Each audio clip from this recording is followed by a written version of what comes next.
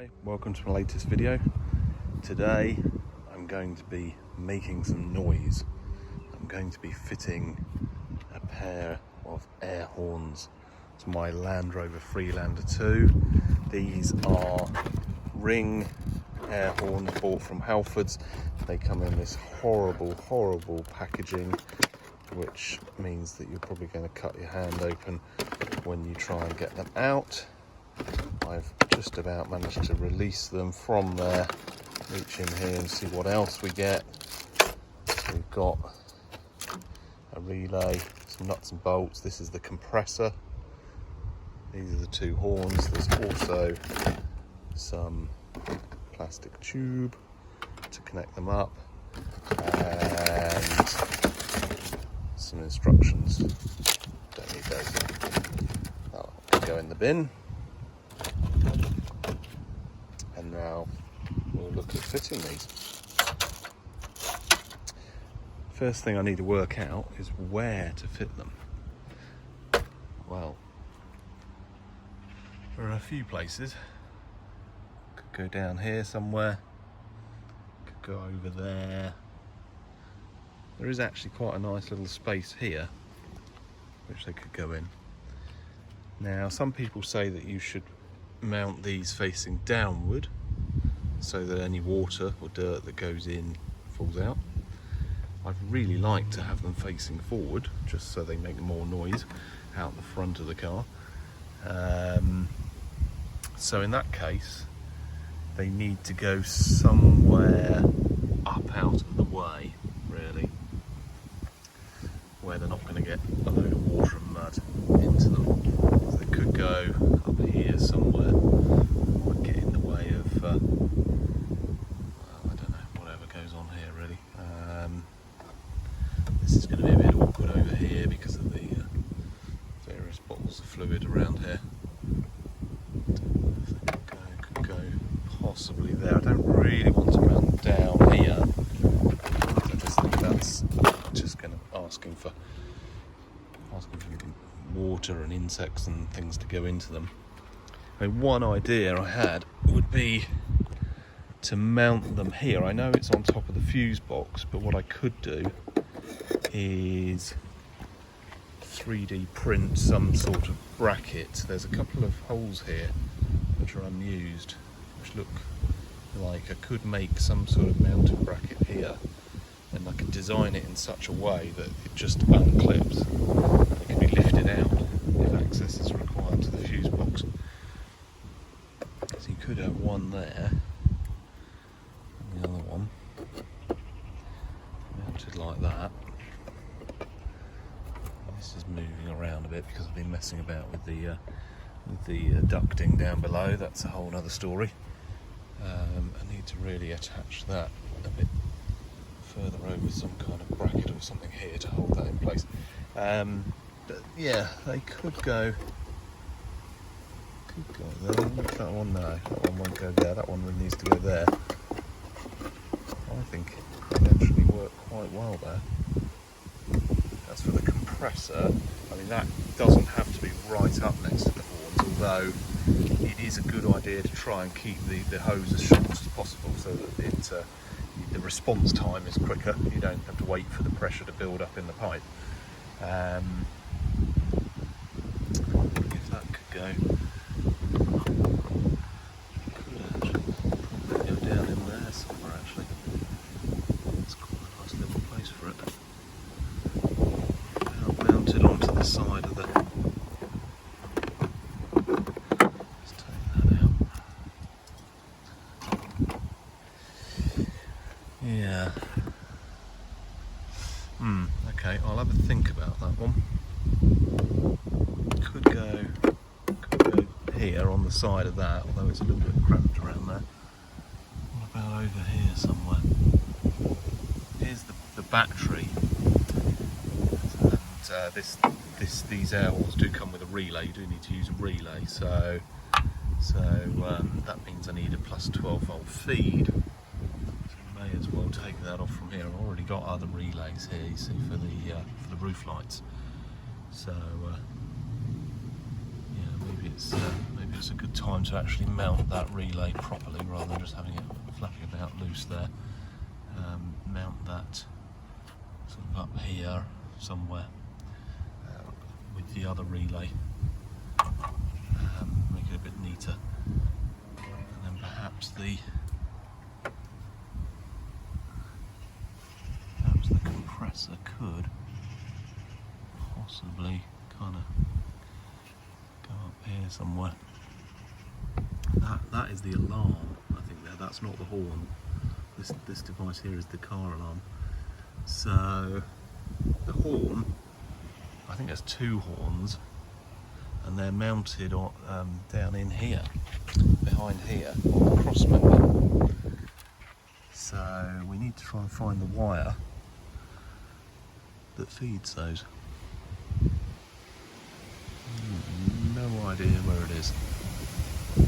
That could be it over there.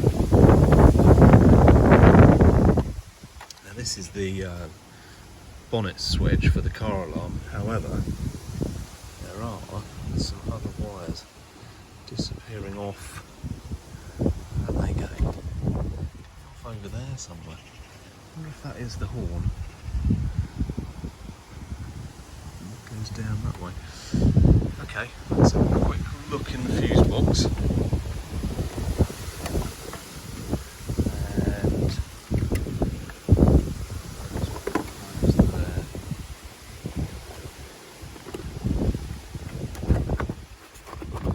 See if we can find the fuse for the horn. Right, there it is. Fuse 31. Oh, hang on. The relay as well. Oh no, that's interesting. That's interesting. We've already got a relay for the horn. We may not actually need that one after all. So let's have a little look. 31, fuse 31 is this one here, according to that diagram. 15 amp, yeah, 15 amp. That's that one. And the relay R10 is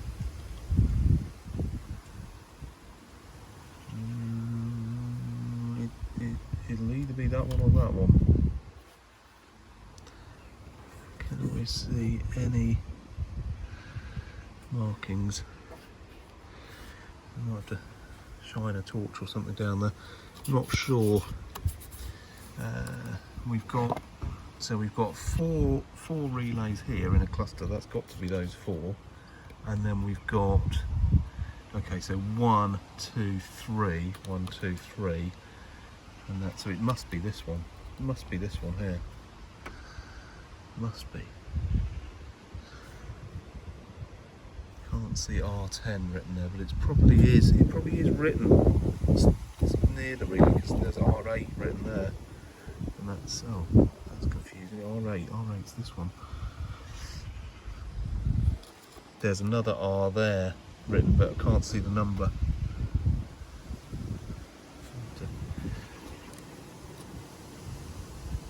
I think that's R5. Just about see it there, R5, which would make sense because that's R5.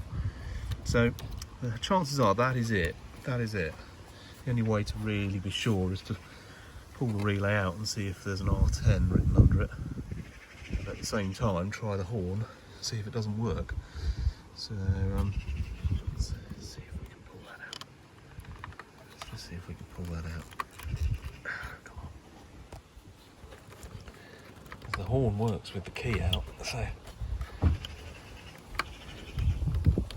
can't get that out.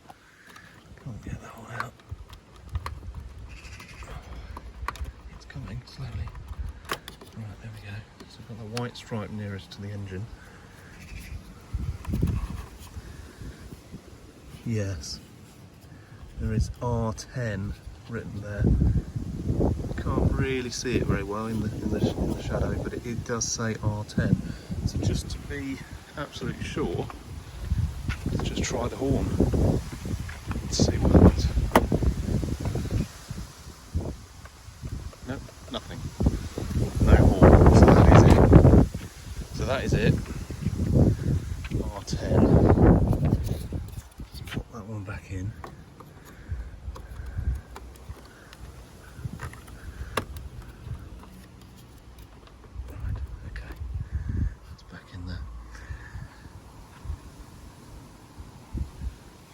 Is there a current rating on that? Can't see a current rating on the relay, but I could look up this part number and just see if I can find it on the web and see if it gives a current rating. There's a high chance that the output from that relay will be powerful enough to run these air horns. I wonder how much current they draw. We have to get the instructions out and have a look.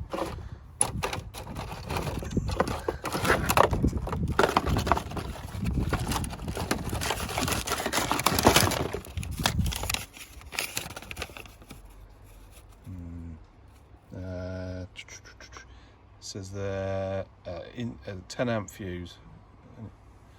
Use a 10 amp fuse, so they don't plan to pull anything more than 10 amps. So that relay looks like a 30 amp relay. I doubt the standard horns draw that much. I mean, they're on a 15 amp fuse. So if the air horns are pulling 10 amps max, then worst case this would have to handle 25 amps, which it looks capable of. It looks very, very similar to these kind of in size and appearance, and these are rated 30 amps, I think. Yeah, 30 amps it says there. So okay, right, well, what I'll need to do is get the wiring diagrams out in the Haynes manual and try and find out where the output from this actually goes. I mean, it surely runs around here somewhere. I don't know what that other wire was over there. That could be, actually thinking about it, that could be wiring for the parking sensors down here. It might be parking sensor wiring. Yeah, the front end has a large connector that connects to the rest of the car, but where the wires go from there, I'm not sure. Okay, right, a little bit of homework to do to figure out where those wires go. I don't really want to think about trying to lift this fuse box up to see where the wires go underneath this relay, but the chances are they'll probably come out down there in that big rubber cable grommet, cable duct down there. So somewhere in there will be a wire for the horn. The good news is, if the horns are fitted here with the compressor in this vicinity, we've got certainly a horn related supply, even if we do end up using this relay. If we do use that relay, then we've got the 12 volts here as well from the battery. So yeah, it definitely makes sense to mount them in this area. Okay, right, just need to find out where the wires are for the standard horn and work out if we can tap into that, and then I'll think about making some sort of bracket to mount them here. Okay, so let's have a quick look at the 3D design that I've come up with for the bracket.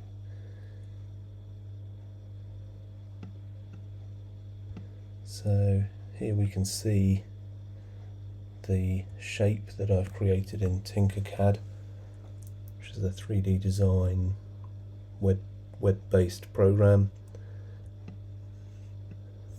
So we can scroll around here.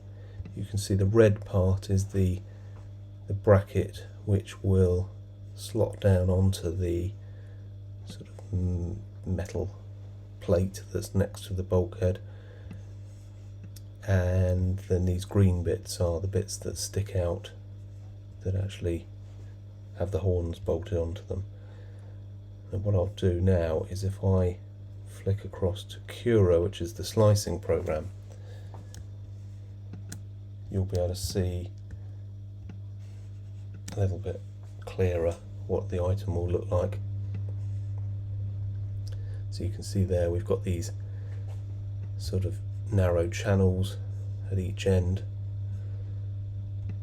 so that the metal plate will slide into those. We've got a couple of holes. These are actually threaded holes. Just about see the thread there. Actually threaded as an M6 isometric thread, so we can put a little M6 bolt or thumb wheel sort of screw or something in there just to hold the bracket in place if necessary.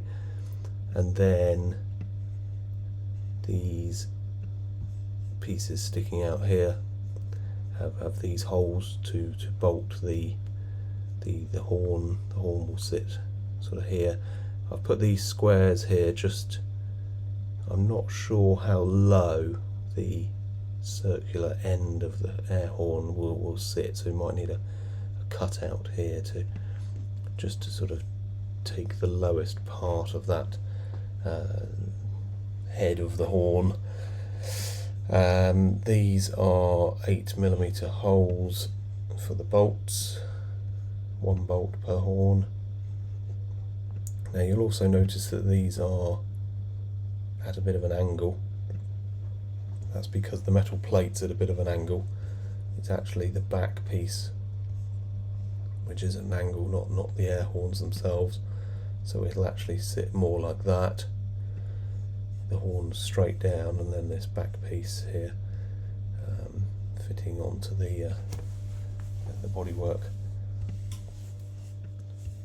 So what I'll do now is export that out, 3D print the item, and then we'll attach that to the car and attach the horns and see what it looks like.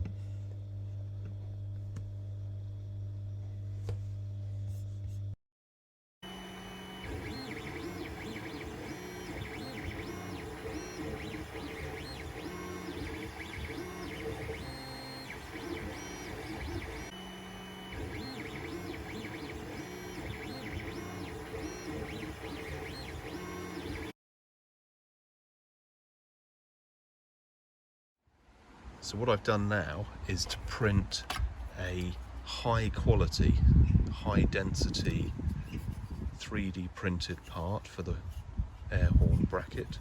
So this part has a much denser infill. It's noticeably heavy, noticeably heavier than the blue draft print that I did before. There's no point in wasting filament doing a high quality print until I've got it absolutely right. So this bracket is the final bracket. This is PLA Plus, which starts to go soft at about 60-70 degrees. I'm not sure how hot this area is going to get. I mean, it is under the bonnet, it's going to get pretty warm, but it is up out of the way, away from the engine block and the radiator. It's also quite a high density print, so there's a lot of plastic in there to melt and soften. So I guess the thing to do is just see how we get on with it. If this doesn't work, if this starts to melt under the heat, then this shape could actually be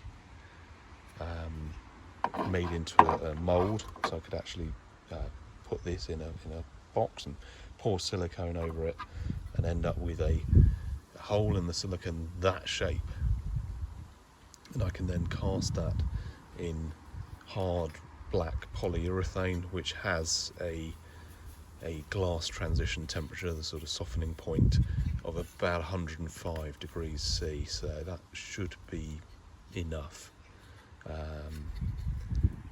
Maybe, I don't know, we'll just have to see how it goes. Casting this is going to be a little bit tricky because we've got a few horizontal holes there, but maybe they'll just need to be re-drilled. The silicone's going to get caught on that as I try and take this out of the mould, but I'll have to slice those with the little bits that go across through the holes. I'll have to slice them with a knife and then re-drill the holes in the polyurethane replica. So that fits there. That is a nice solid tight fit. We've got holes there and there for a couple of little bolts or self-tapping short sort of short and fat self-tapping screws I think would be ideal there. There is actually a thread printed into these holes. It's a M6 thread, I think I did, or an M5 thread, one of the two. But if I can find some very short M5 or M6 bolts, I can just put those in.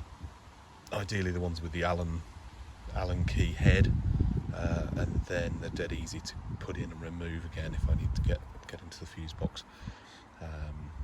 Could even get some those little knurled thumb turn bolts. It's like a bolt with a sort of grippy head on it, which you can actually just screw that in by hand. That one's easy to get to. This one over here is going to be a bit of a pain. It's probably better to get in with a screwdriver or a sort of Allen key driver. So that's there. Next thing to do, bolt the air horns onto here, run the hose down to the compressor, which needs to mount down here somewhere. It needs to be vertical or near vertical, so that needs to go down here, and then the hose will just come up round to the wide split and into the horns there.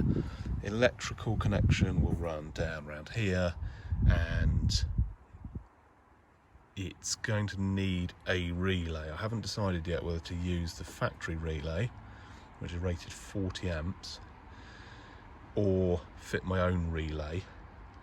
The only issue with the factory relay is the wire that comes out of it is somewhere down here in the middle of that big loom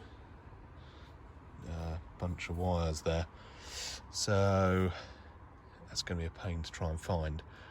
Might be better to just take a wire from the relay trigger out to my own relay, and then the feed from that, the high current feed, then feeds my air horns, and I can stick a wire back in with a sort of male spade terminal back into the sort of hole where the relay blade went that goes off to the horn at the front of the car. That way we've got air horns and normal horn. Now I don't know how that's going to sound. I would have thought the more horns the better, although the two different tones might create some pretty crazy effects. I don't know, it might just sound really weird.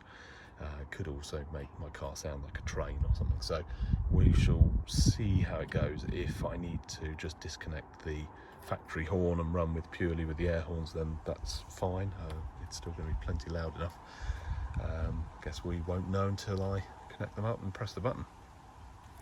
Okay, next thing to do, put the air horns in here, remove the headlight, take this headlight out, take this guard off, remove the whole headlight out, get access down into here. It's much easier working through the headlight hole, and get the compressor bolted on, and then start connecting it all up.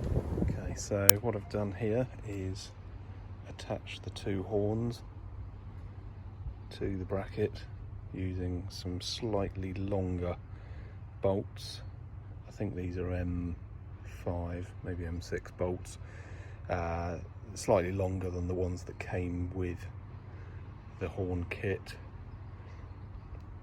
Use these little plastic standoff things, which actually means that those cutouts I've made there were not actually required, so the bottom of the horn doesn't sit into the bracket. Yeah, if I ever reprint this bracket, I'll probably fill those in, as they're not needed. Right, there we go. Let's try that now. So that then fits in there. That's looking good. I'm not touching anything. That's in nice and tight. I'm pretty sure if I just shut the bonnet,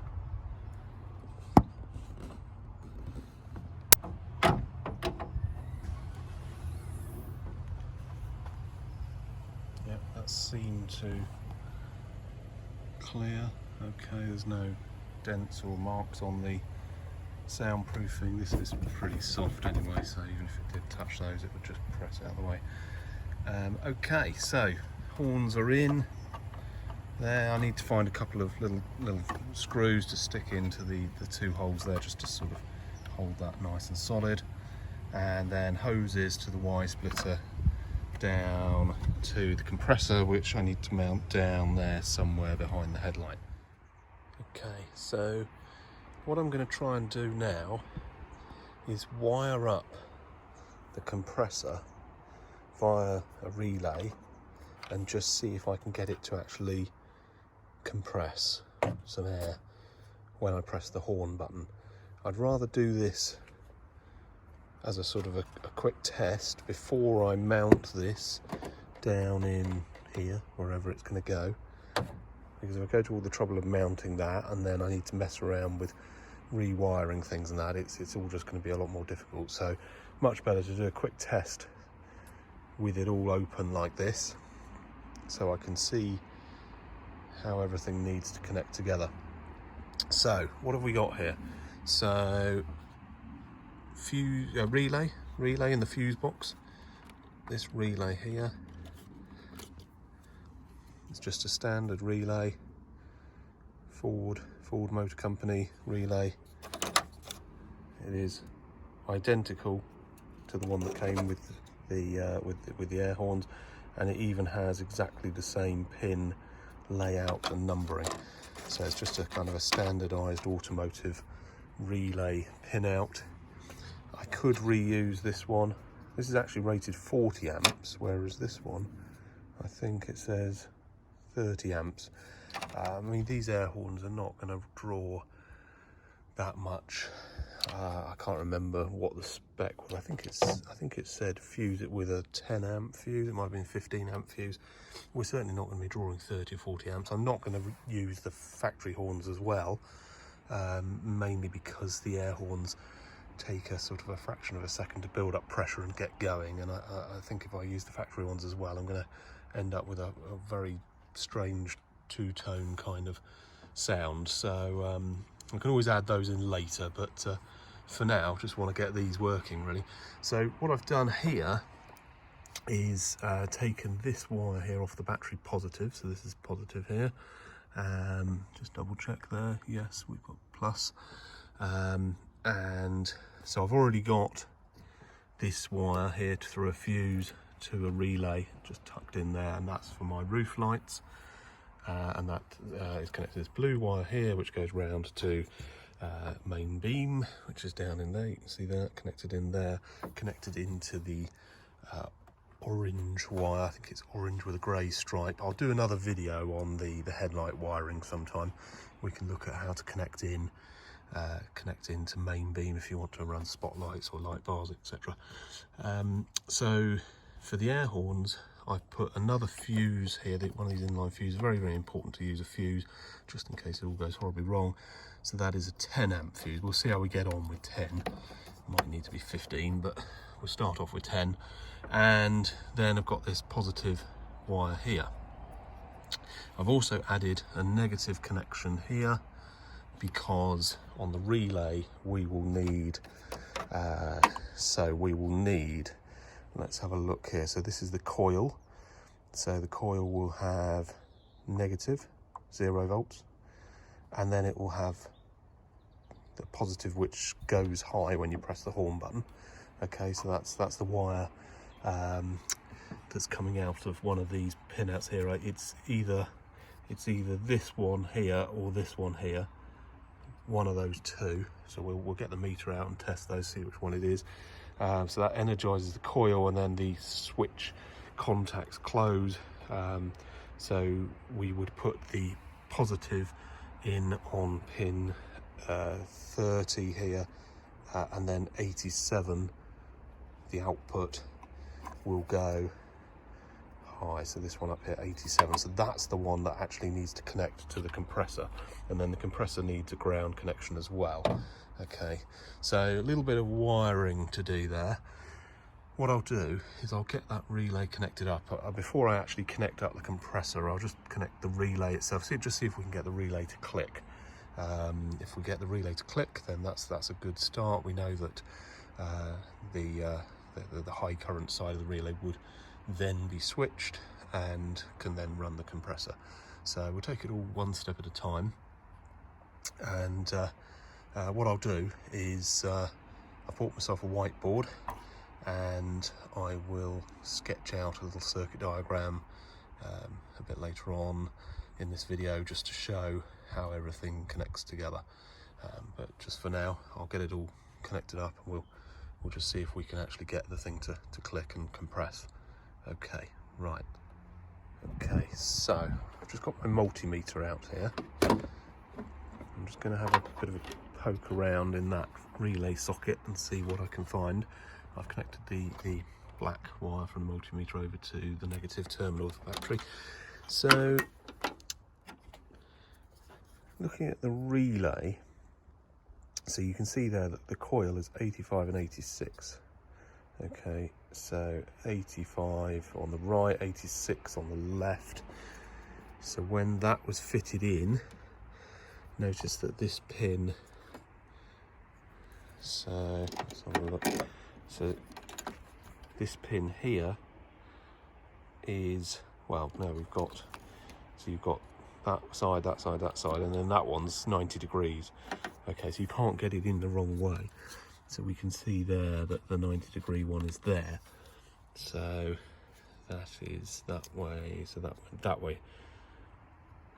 I would actually show you with the factory relay, but unfortunately I just caught it with my sleeve and I've knocked it down under the engine somewhere. It's probably sitting on the sump guard under the car, so I'll have to get that out tomorrow. But the pin out is the same on this one, it's a standardised pin out. So this, just to prove it, let's just see if that even fits in. There you go. Right, so I'll slot that in, and just to prove that it's definitely the same, let's just beat the horn very briefly. Yep, okay, so that works. Okay, good kitty. Oops, I think I just scared pit lane kitty with the horn. Okay, so that relay works exactly the same as the other one. Now we can see there, where is it, 85 and 86. So you'd think 86 would be connected to ground, 85 would be the trigger wire that goes positive to sound the horn. So that means it's that one there. Okay, hopefully you can see that with my head torch. It's getting a bit dark out here now. So what I'm going to do is put the meter into there, and we can see there's oddly a small amount of, very small amount of voltage. It could be just leakage through other circuitry. Now the other side of the coil, this one here, we would expect that to be ground, but it's not. 12.32 volts. Okay, which is most bizarre, which makes me think maybe the horn button actually triggers with a low voltage. So one side of the coil is permanently plus 12 and the other side is taken low. So rather than 12 volt trigger turning the relay on, the other side, the horn button, basically sort of switches a wire to ground, which is entirely possible. Now, the other possibility, of course, is that there's a transistor or a FET, a field effect transistor, that is controlling that drain wire, that negative wire. It could be set up in a sort of what's called an open collector configuration. What I'll do, I think the best thing for me to do is just try and get the meter, try and stick that down in there so it stays in there, get the meter in the window of the car. Unfortunately I can't press the horn and see the meter at the same time, so if I put the meter in the window, I don't know if this is going to even work, just to make sure the wipers don't come on. As I now let's see if we can prop that. Is this going to work? There we go. There we go. As long as the wipers don't turn on, we'll be fine. Put that there. Now what I'll do is I'll have to try and dig out the service manual pages and have a look at the wiring just to make sure, because I need to be very, very careful. If I get this wrong, I could end up frying something. So let's just press, right, okay, so we've got, so that wire there, just to make sure that the relay isn't the other way round. Okay, so I'm going to press the horn now. Nothing. Absolutely nothing. Okay, so it's not a simple case that the relay is simply the other way round, so that the this wire goes positive. That's not the case. This wire here is permanent 12 volts, so let's just double check and make sure that doesn't go low when we press the horn. Okay, pressing, oh well, no, nothing. Okay, it's a slight voltage change, very, very slightly there, but I think that was just coincidence. So okay, so what we've got here then is 12 volts there and what appears to be 0 volts there.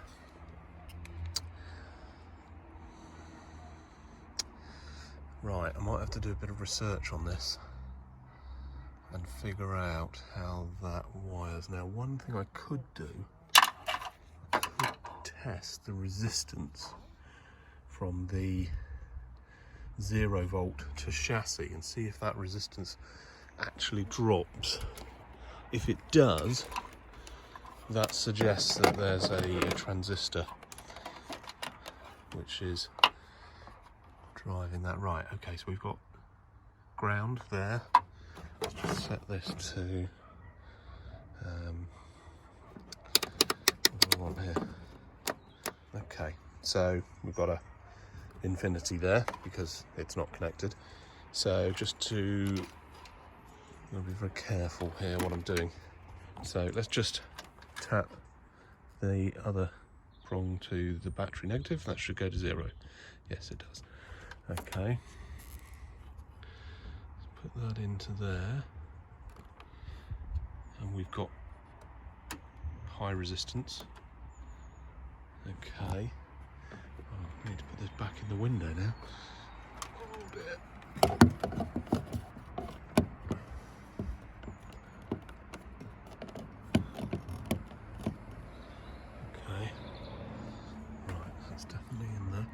So what I'm looking for is the resistance to drop off to something quite low when I press the horn. Okay, right, ready? No, nothing. What is going on? What is going on? Okay, so okay, gonna have to go back to the drawing board slightly on this one. There's something here that I'm not quite understanding. I think a transistor is on the low side of that. Okay, so I'll have to just double check that on the circuit diagrams and just work out how I need to wire that up. So what it looks like is the relay, the top of the relay coil is permanent 12 volts. So don't forget the horn works with the ignition off. So it's 12 volts through the relay coil down into that pin, which is just sitting there disconnected, through probably a field effect transistor to ground. And when the horn button is pressed, either the wire from the horn button, or more likely a command saying sound the horn, is sent to the ECU, and that then fires off the transistor, which then causes current to flow out of that drain pin, the negative pin of the coil, energizing the coil and causing the relay to click. So I'm not going to be able to just take a wire. None of these connections here just goes positive when the horn is being sounded. So what I might need to do is actually, rather than connect one side of the relay coil to negative, is actually piggyback on this. So you've got a plus to the high current side, and you've actually got plus to the top of the coil as well. So if I need to do it that way, that's fine, but I want to make absolutely sure before I start sticking 12 volts into one of these. Okay, so I put 12 volts through the relay coil and then into probably that pin there, but if I get it wrong, God knows what damage could be caused, so could end up just frying the horn circuitry completely and then having no horn then. So I'm going to go off to the drawing board and dig out the manual and dig out the circuit diagrams, have a look and work out how this needs to be done. Okay, so here's my new whiteboard. Now let's first of all draw out standard relay wiring. Okay, so what is a relay? Okay, so a relay is effectively a electromechanical switch. So here's a box here, and it has normally 4 pins, and inside there is a coil, an electromagnetic coil, and some switch contacts. Okay, when that coil is energized, the switch closes, meaning that higher current can flow through here. Why use a relay? Why not just connect whatever it is that you want to run straight to the normal switch? Simple reason for not doing that is because most switches and buttons inside the car will be only designed to take a very small current. So if you connect a set of spotlights or air horns or something else that's drawing a high current to a little press button switch, it's going to probably burn out the contacts. So what you do is you have your button or whatever it is here, and let's say that's 12 plus 12 volts, and then that's ground. You press your button here, a small current flows through here, energizes the coil and closes this switch. Now this switch could be able to take 30, 40, maybe even 100 amps. So you connect that to plus up here, and that goes off to the device, the load. Okay, whatever that is, could be spotlights, some sort of winch, compressor. If it's something that gets hot or has a motor in it, then it's going to be drawing a lot of power.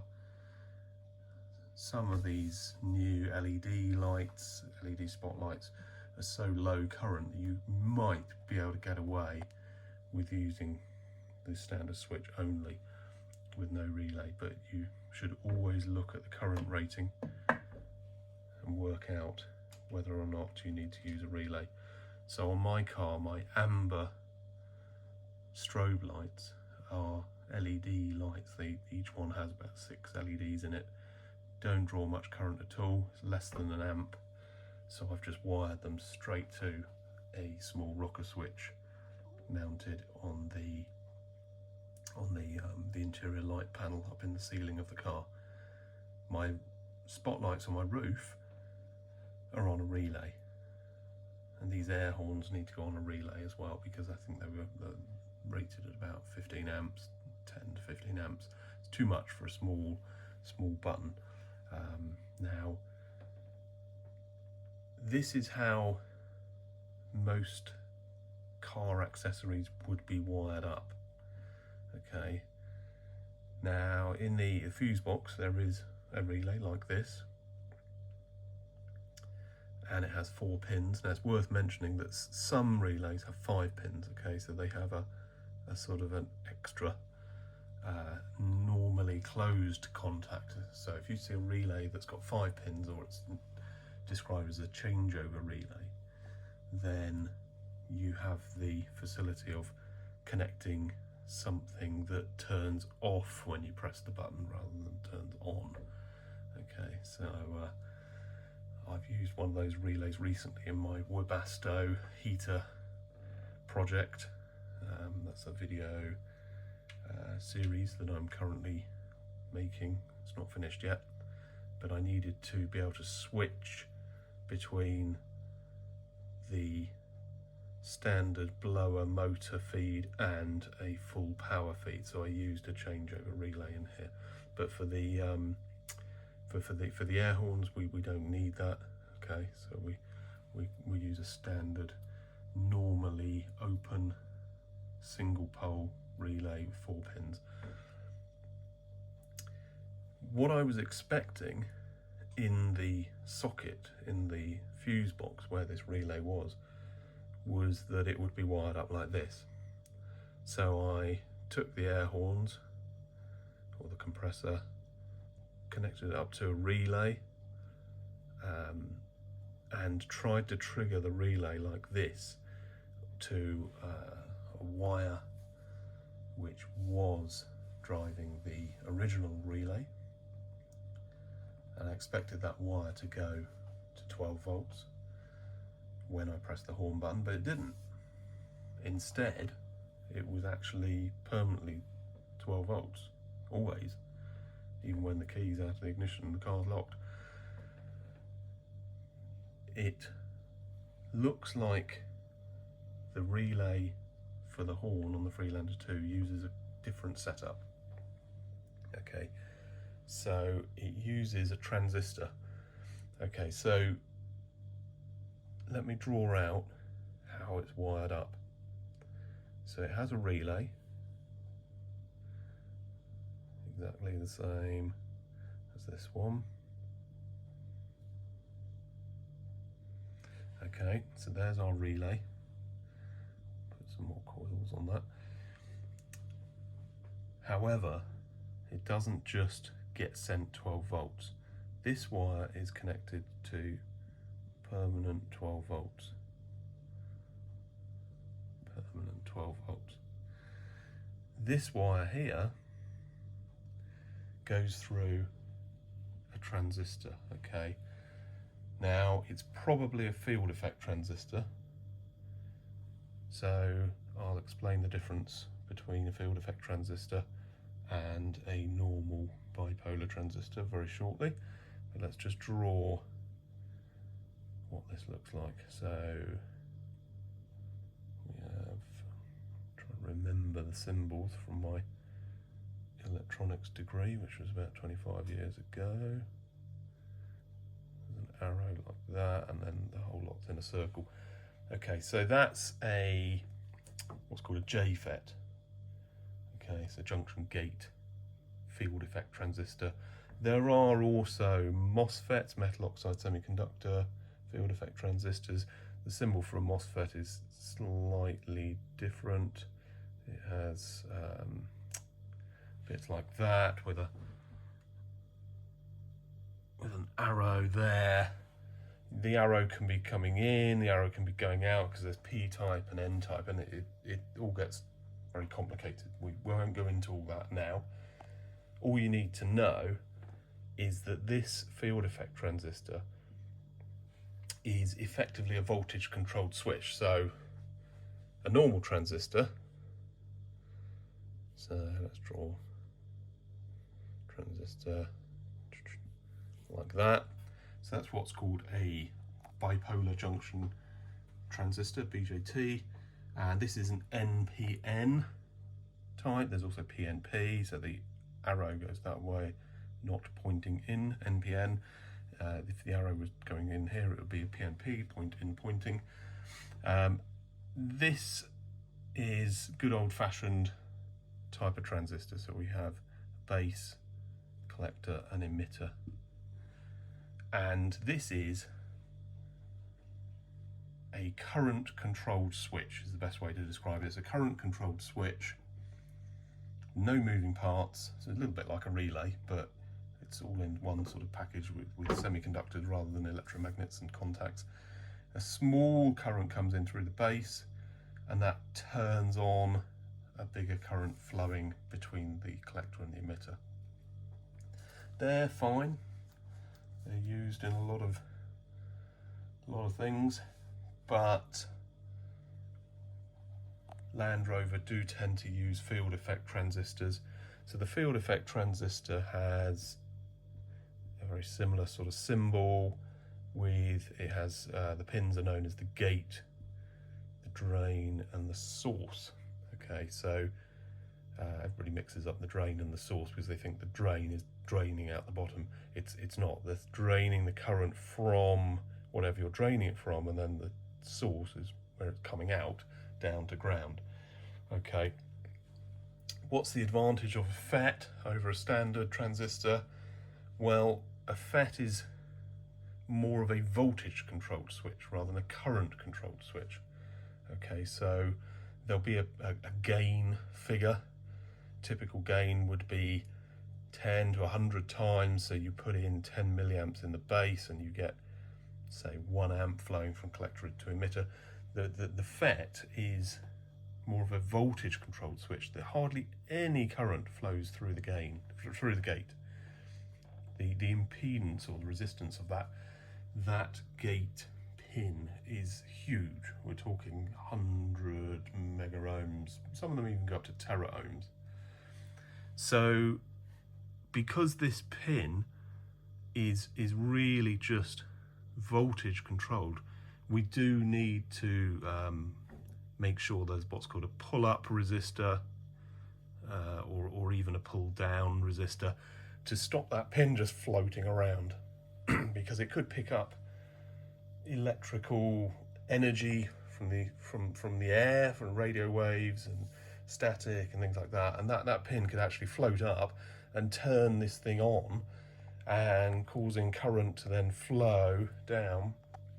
You don't really want your horn just suddenly turning itself on whilst you're driving along. So all of this resistors and things like that there, all of this is in a box of tricks made by Land Rover.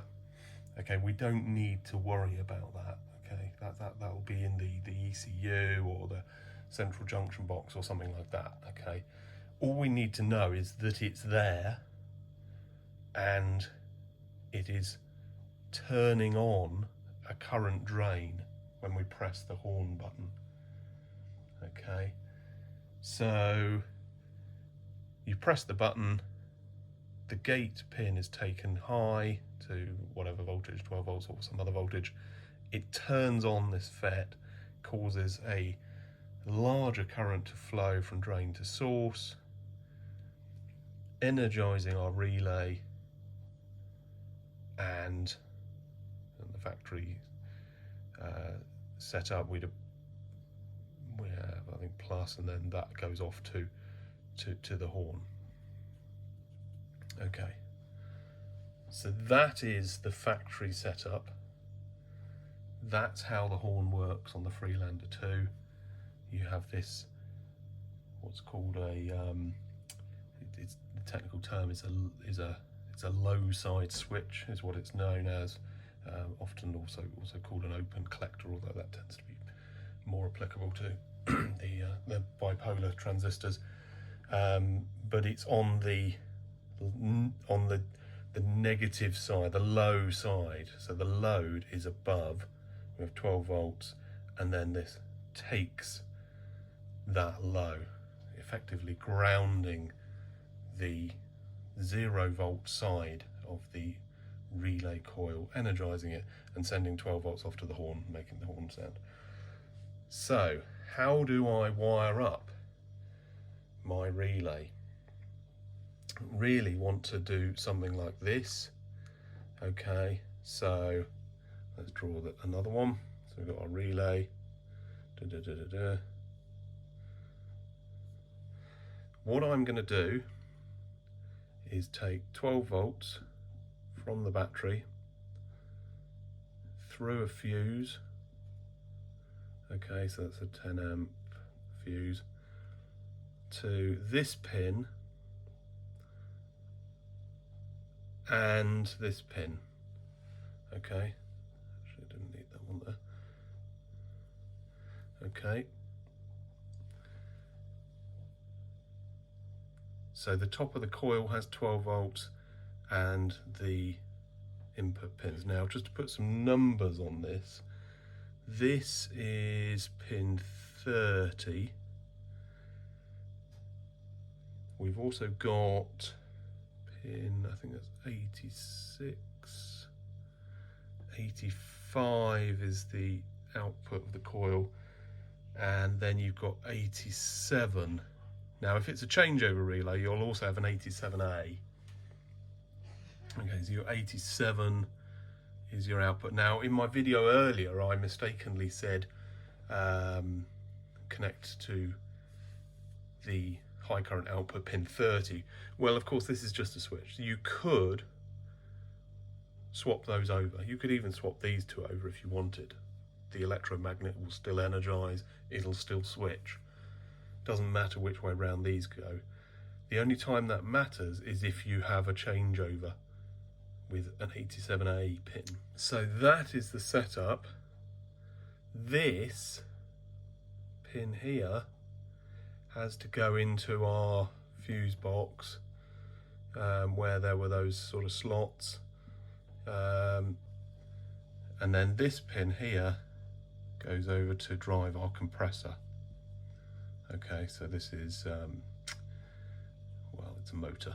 So, okay, so that's our compressor, and we just need to make this ground connection the other side of the compressor. So that's it. Hope that was useful. Now I've just got to wire it up. Okay, so now that I understand how this needs to be wired, what I've done is I've made a little piggyback, very short connection there from pin 85 to 87. So 87 is the high current positive connection. 85 is also plus 12 volts positive, but I'd like them both to be fused, so I'll use the fuse that I've put in and then connect that wire to this bit here. Okay, you might be wondering why I'm not just trying to connect into the relay output in here and use a relay in the socket. Well, I really don't want to start lifting all of this out. It looks very difficult to remove. There's various tabs that you have to press. There's going to be a lot of wires underneath there. This controls a lot of important things. I don't want to disturb that at all. Now, one option would be to have just made some very short extension wires that came up here, so the relay could be just sort of floating on the end of some wire, some short wires there, and then sort of take the output off to the horn compressor. That was one option. There may possibly have been issues with getting the fuse box cover on because it slopes down. Okay, so the cover, there's no depth there. There's various things, clippy bits for sort of fuse removal tools and things like that, but there's just no height there for a relay to kind of sit up here. I don't really want to kind of shove it down in there. It's just going to be a mess. So much better would be to just take one wire from one of these using a male spade connector into one of these holes here. Just take that wire out through this little gap and off to a separate relay. What I'll do as a future video is try and make some kind of little junction box thing, little weatherproof box with some relays inside, possibly with sort of built-in fuses and whatever. That could then be squirreled away behind there somewhere. Doing it like this with relays kind of just flapping loose next to the battery is not ideal, but well, that one's been there for about 7 years. It hasn't caused any trouble, so I'll just do this one the same and then tidy it up a bit later. Just want to get my air horns working. So, right, what we need is this relay with this connector here onto there, okay, and then the other two pins need connecting. Now, one of those needs to connect into this one here, okay, so that's our wire that kind of comes up out of the fuse box, and the other one connects to the positive terminal on the compressor, and the negative terminal of the compressor just needs to go to kind of chassis. I'm sure I can find a bolt or somewhere to connect that in. Look at this here, but that looks positive because it's got red wires. There's no convenient unpainted earthing points. Don't really want to use that. That's the top bolt of the shock absorber. There is this bolt here which I've already earthed into for my strobe lights. Could use that. Yeah, that's not a bad idea actually. The wire could just run round like this red one has here for my strobes. Just run round and earth to a little eyelet there on that bolt. Worry about the compressor later. Let's just get the relay clicking for now. Okay, so I need one more wire to connect pin 86 to this FET control open collector type pin there, which is taken down to ground when the horn is sounded. I'm going to wire that up now, and then we'll press the horn and just see if we hear that relay click. Okay, so what I've done now is taken a black wire from pin 86, I think it is, 86, the bottom of the relay coil. Just tuck that down underneath there. Now, if I earth this, that will be what should happen to that pin down there. We should hear a click. There we go.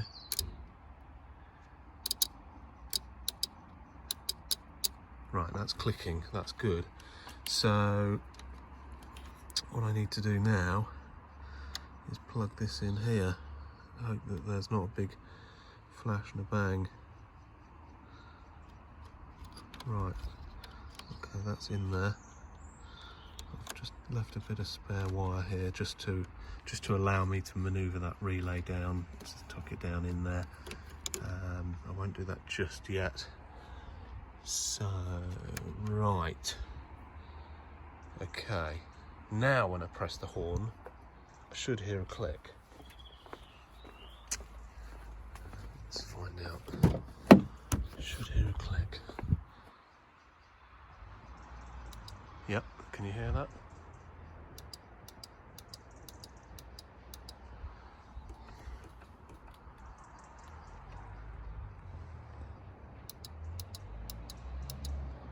Don't know if you could hear that on the video, but that relay was clicking. So looks like the theory about transistor and the circuit diagrams and everything else were absolutely correct. That wire there, that pin there, is taken low when the horn is pressed. Okay, so what I need to do now is connect this pin up to the compressor. Okay, and then we'll see if the compressor runs, and if that runs, I'm going to connect it to the horns. We'll see if they make a sound. Okay, so what I've done now is just connected up couple of crop clip test leads to the compressor. So positive is going to pin 30, the relay high current output, and then the negative, the ground connection, is just going to the battery negative terminal. If I press the horn button now, that compressor should run. Okay, now it's not connected to the horns yet. Let's just do this one step at a time. So press the, right, ready?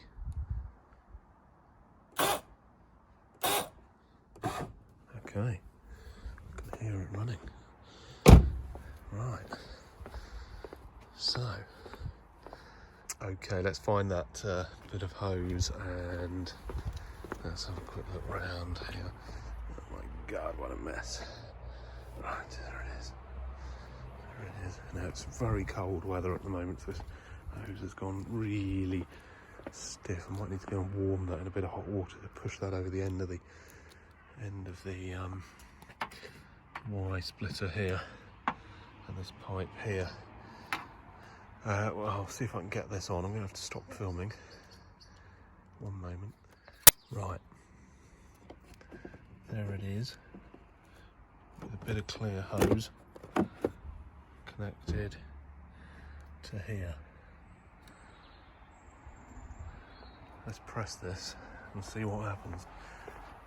There's a very high chance this could be incredibly loud. Incredibly loud. Blimey. Well, they work. People are actually looking out of their windows. Okay, so it wasn't me. No, it wasn't me. No, it's okay. People are thinking the Dukes of Hazzard have arrived in town. Right. Okay, so they work. Just got to get this relay tucked in and get that compressor mounted around here. It's getting very dark now. My head torch is starting to struggle. So I'm going to go in and warm up, and tomorrow morning I will drill a hole on the inner wing, mount that compressor, run an earth connection, and yeah, that should be it. Nearly there. Okay, here we are the next day. It's a cold but sunny day today, and I'm going to get this project finished. We're nearly there. I've fitted a relay. I've worked out where I need to connect for the trigger in here. Got the air horns, got the bracket made up. All I need to do is mount the compressor, which I'm going to mount somewhere down there on that sort of metal inner wing. To do that, I'm going to have to take the headlight out, take this off, undo these bolts, pull out the headlight, get in there with a right angle drill attachment, drill a hole through the metal and bolt the compressor to the inner wing. I then need to run a ground connection, a ground wire, and the compressor positive feed wire, which will come up round the back of here up to the relay. So just to recap what I've done so far, we've 3D printed the bracket here. Okay, so there's the mounting bracket. That's a quick release bracket that can be pulled off to allow access to the fuse box. I'm using a separate relay here. Why am I not using the factory relay here? Well, because if I kept that relay in place, I would then need to try and find the feed wire to the factory horns. I don't want to disturb all of this lot. I don't want to start pulling all these sort of panels of relays and fuses up. There's a lot of wiring under there which I don't want to disturb. I don't want to try and cut into that flexible ducting there. I don't know where the wire is for the horn. I do know that it's a green and violet wire, but it's down in there somewhere. I don't know how it gets up to the front. It might be these wires here, I'm not sure. I could have extended these connections up here with a sort of metal, with male spade connections like that, but there's not enough room inside here because of the slope of the fuse box lid to mount the relay up on sort of flying leads. One other option would have been to have removed the front end to get to the factory horns and then take a wire back to the compressor. I don't want to do that, so the only other option is to take the trigger wire from the factory relay up to a new relay up here, which I'll tuck down neatly down in there. At some point in the future I'll build a nice weatherproof box with the relays in, but just for now it'll be absolutely fine up there. Taking the trigger wire was not as simple as I thought. Okay, it isn't just a pin that goes to 12 volts when you press the horn button. It's more complicated than that. It's actually an active low. Okay, so the relay coil is connected to +12, and that then goes down into this hole here, and that sort of connection there, that socket, is taken to ground via a field effect transistor, which is controlled by the horn button, probably via a computer of some sort. The field effect transistor is in the central junction box, wherever that lives. It was not an option to try and sort of get at that and start messing around with that. I had no choice but to just take a wire from there as the sort of the sink, the drain down from the relay coil. Looking at our relay here, we've got the high current input here, so this high current wire goes through a fuse, 10 amp fuse, 10 amp line fuse, which is wired to our battery positive terminal. So that comes into pin 30 on the relay, which is the high current input. It's a piggybacked connection here, piggyback spade terminal, over into pin 85, I think that is, difficult to read. Pin 85, which is the positive side of the coil, and the negative side of the coil, which is 86, goes off to our FET, which is down in there. Well, the connection's down in there. The other connector here, the other terminal on the relay, is numbered 87, and that is the one that goes live when the relay switches. So that is the one that I need to connect to the compressor. I did a quick test yesterday where I just sort of bodged the compressor in here and ran a little crock clip wire over to the relay, connected up the clear tubing to the horns, and we managed to get a beep out of the horns. Okay, it's very loud. So what I'll do later on, rather than disturbing my neighbours and breaching the peace, I will connect all this up and then go for a drive around the block and find somebody to beep. I'll put some footage up of that at the end of this video. Okay, so next thing to do, headlight out. I'll do that now. Okay, so there's the headlight out. We can now see in. I'll get the compressor here. Work out where the best place is to put that. It needs to be vertical, or so I've been told. Probably because it's got oil or something in it, or I don't know, not sure. But this is fine, it can mount vertically there. What I will do is make a small hole through there, pretty close to the edge, and that looks like probably an M8 or an M6 bolt, one or two. I'll have a look at see what bolts came with it, but I've got loads of different bolts, so it would be good if the head of the bolt fitted nicely into that brackety bit on the side there. So yeah, so that'll go like that. That's not in the way of the cover and the fuse box, so that can be removed easily, and then the plastic pipe can go up to the air horns. Right, I'll get drilling. Okay, so headlight is out. I've started to drill a hole here. I'm using this right-angled drill attachment, which allowed me to get in from above and drill that hole. Okay, so that is currently 6mm, but I don't have an 8mm drill with this kind of hex shank on it.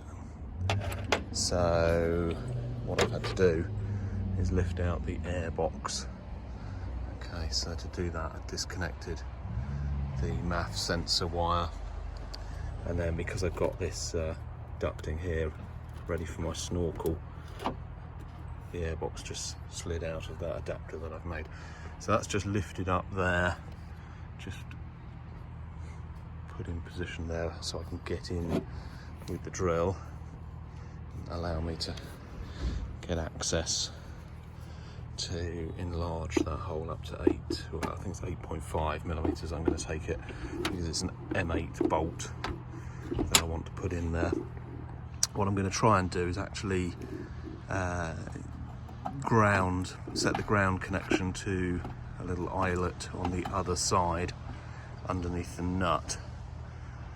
Okay, so rather than running a ground connection around the front over to these other wires here, I'll just ground it underneath the nut. I might need to scrape off a little bit of paint around there, we'll see. So I drilled through an 8mm, well 8.5mm hole. Put in the end I used a stainless steel nut and bolt with an anti-shake washer, one of the little sort of toothed anti-shake washers underneath this eyelet, just so that it cuts in and makes an electrical connection, cuts through the sort of grey paint that's on this metal. That's nice and tight. That's sitting vertically. What I need to do now is put the airbox back, put the headlight back, and connect up this pipe to the air horns. So that will come up, probably up through there, up to there. Okay, so nice neat installation. I've also got to run the other wire up round. Okay, so run a red wire, 17 amp cable I'm using for the compressor, run that up round up to the relay. Okay, so we are getting there.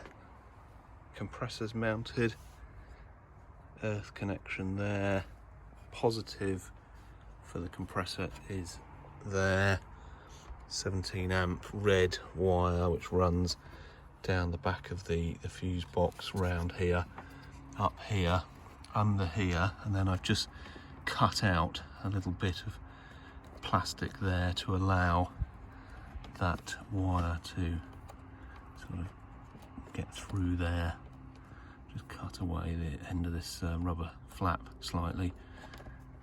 Just want that to go through there without it being pinched against this bit of metal. So that just sits there, just underneath with the black wire. Okay, so the red one goes to pin 87 on the relay, so the output pin. The black wire, which is our effectively our trigger wire, that's from the negative side of the coil, goes down round under there, and then just through that little gap there. Now it does get pressed slightly by the fuse box lid, but it's held firmly. It's not being cut into, it's just sort of sitting there, and that comes along into this connection here. Okay, so I've just tucked the relay down there for now. That's not going to go anywhere. In a later video I'll get these relays plus any other relays for other things that I add in the future, and I'll sort of fit them all into some kind of box, but we'll worry about that another time.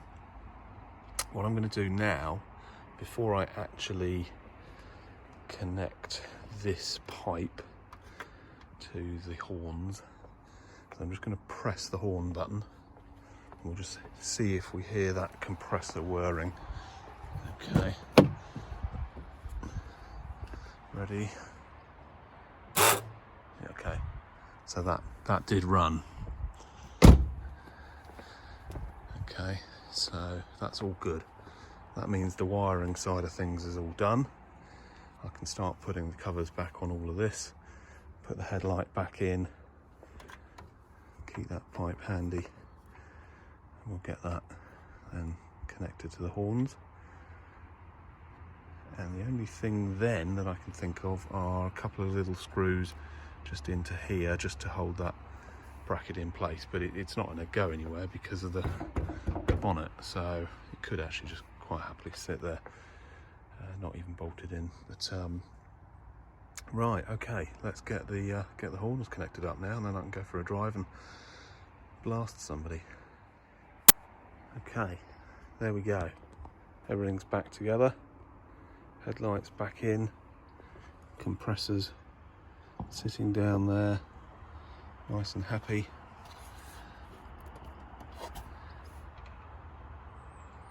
Wiring is all hidden away, not this wire's for the amber strobes, the other red wire is down there, going up through there into the battery box.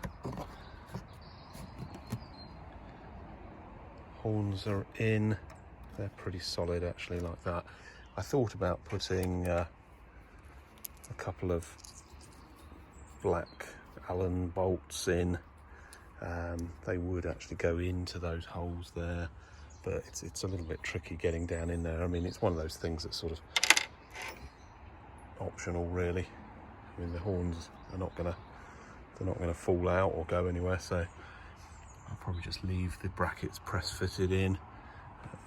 Be a little bit tricky to get in for a bolt under there. I'll have a think. I might be able to come up with some sort of pin or something that I can just pull out as a sort of a quick release, or maybe just a couple of self tappers or something like that. But for now, that is there. That's in. Compressor hoses, quite happy. That's could probably actually be shortened very slightly, but yeah, we'll just leave that like that for now. If the hose is too long, then you get a bit of a delay before it sort of builds up pressure, but I think that'll be fine. So right, okay, time for a test drive. Testing out the new air horns.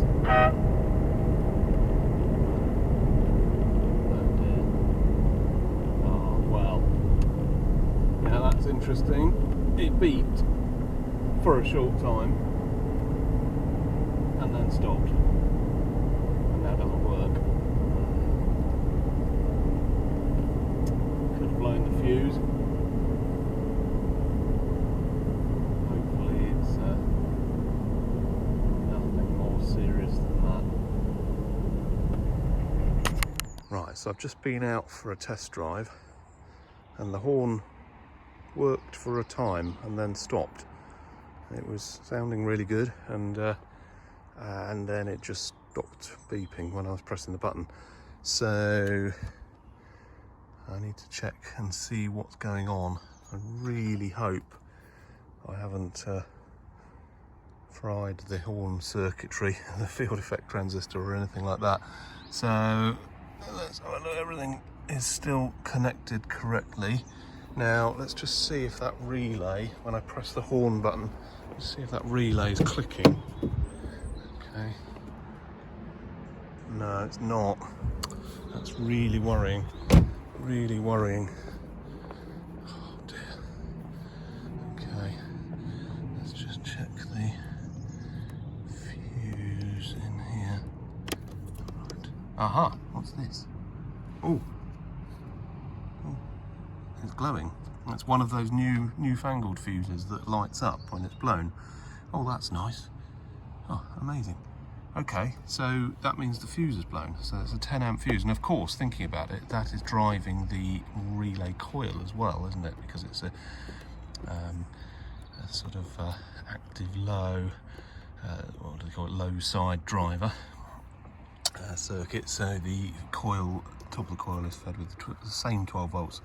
I'm glad I used the same fuse now for everything. So, okay, so that was a 10 amp fuse, and that blew, which was interesting because the instructions said to use a 10 amp fuse. That's exactly what I did.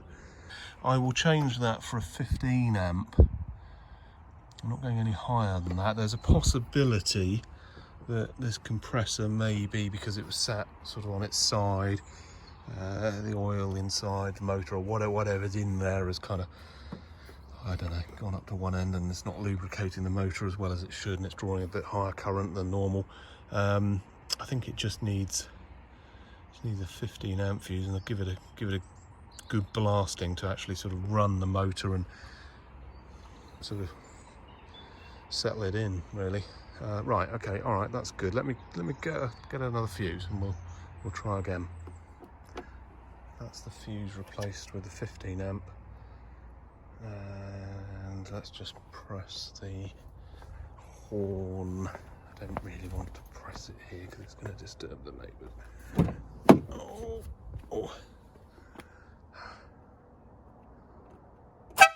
Oh God. Oh, that is so loud. That is so loud.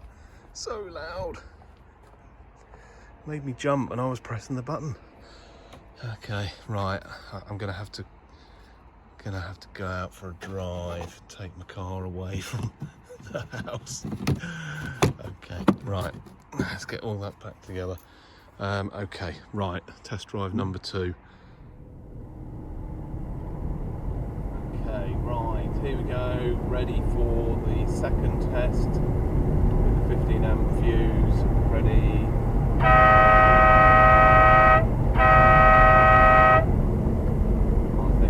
Successful test. Nice and loud, much louder than the factory horn. That's very good. Very good. Can't see myself being.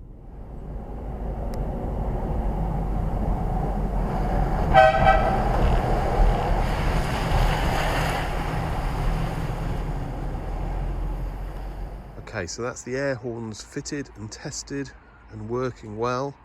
I am, however, going to make one small change before I end this video. So I was reading up last night about driving relay coils with field effect transistors, and they recommend that a diode is fitted in parallel with the relay coil. I don't know if you can see that circuit diagram there. You see this symbol here, that's a diode. Okay, so there's a diode fitted backwards across the relay coil. Now, why would you do that? Why would you put a diode the wrong way round on a relay coil?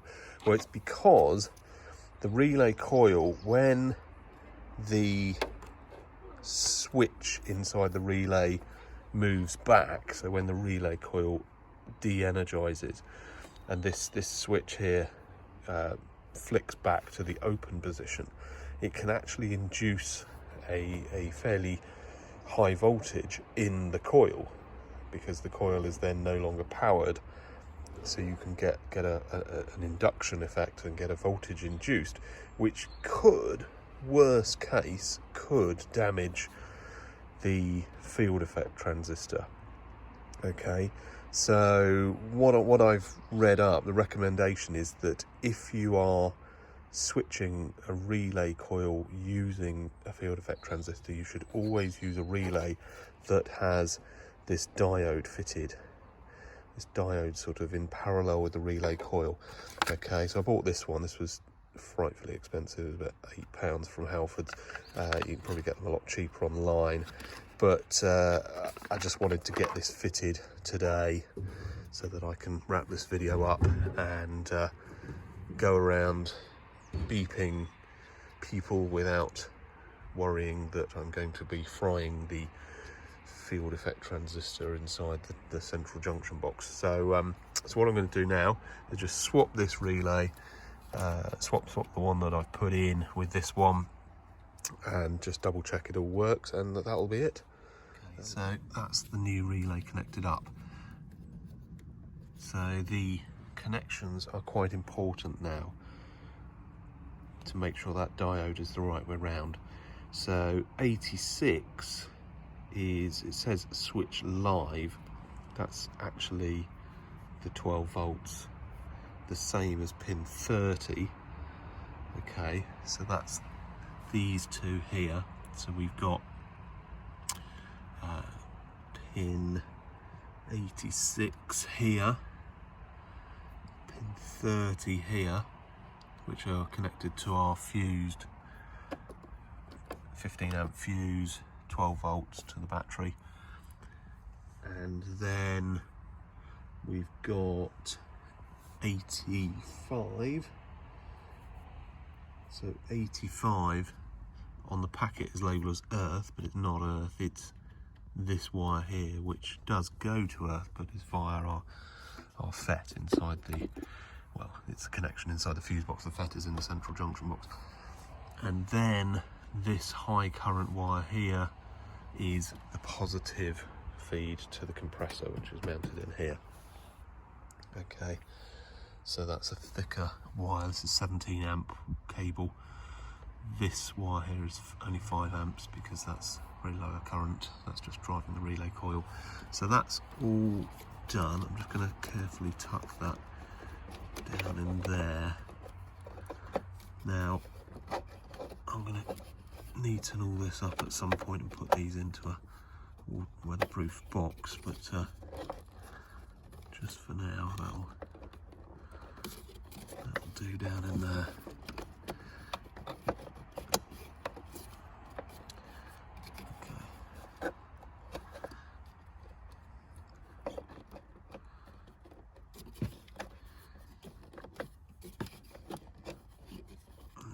Not going to go anywhere. At least it keeps it out of the wet and that. Okay. So luckily the battery cover has this sort of raised bit here for this loom to go in, so we can just kind of go in next to that. Okay, right. That's it. Bit of a long project, this one. I thought it would be very simple fitting a set of air horns, although this has now turned out to be quite a long drawn out saga, but got there in the end. They're in, they work. What I'm going to do is put up a circuit diagram at the end of this video, okay, just so you can see how I wired these up. I know that it's been a bit confusing, all the various cables and wires and messing around connecting various things up, but I'll put up a circuit diagram so it makes a bit of sense. If you would like to buy one of these brackets, I'll be 3D printing a few and putting them up for sale on my website, fl2lift.com, alongside the spotlight brackets, the amber strobes and the suspension lift spacers. Okay, that's it. Hope that was useful, and I'll see you in the next video. Thank you, bye.